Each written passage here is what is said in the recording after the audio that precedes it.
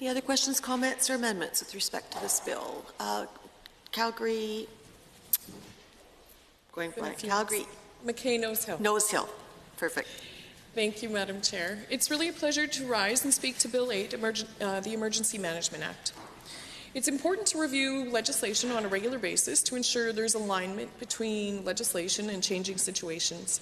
And it's particularly important to review the Emergency Management Act regularly because of changes.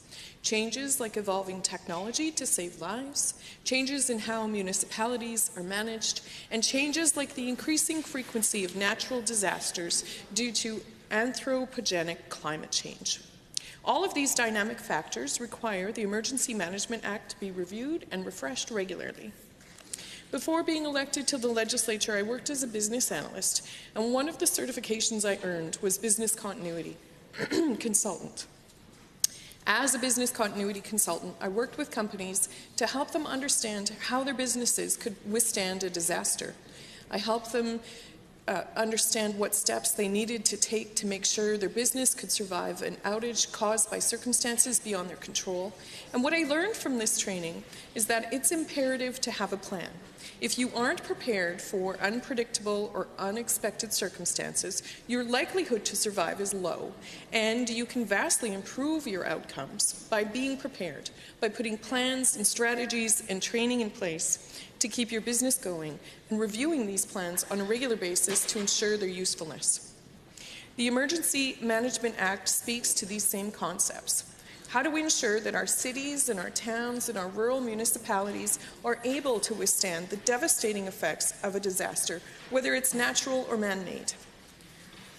By doing so, we take a closer look at the existing legislation and we can ensure what's on the books meets the needs we have today.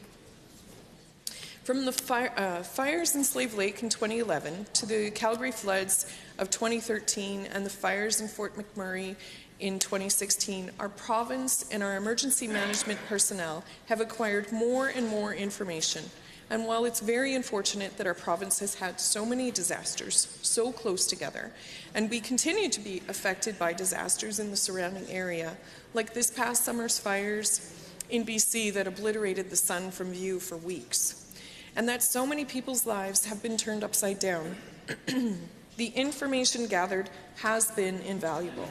We see those lessons incorporated into emergency management exercises that are held on a regular basis to ensure that first responders are prepared for the unexpected on a large scale.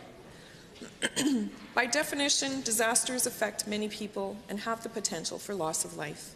I'd like to take an opportunity to thank all of the first responders who help us stay safe during a disaster and every day any of us find ourselves in unfortunate circumstances.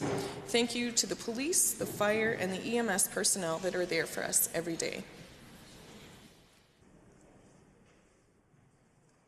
It's smart to have a plan and be prepared so that lives and property can hopefully be saved, and it's important to ensure that plans and processes make sense on a regular basis, and for these reasons, the Alberta Party Caucus supports the passage of Bill 8.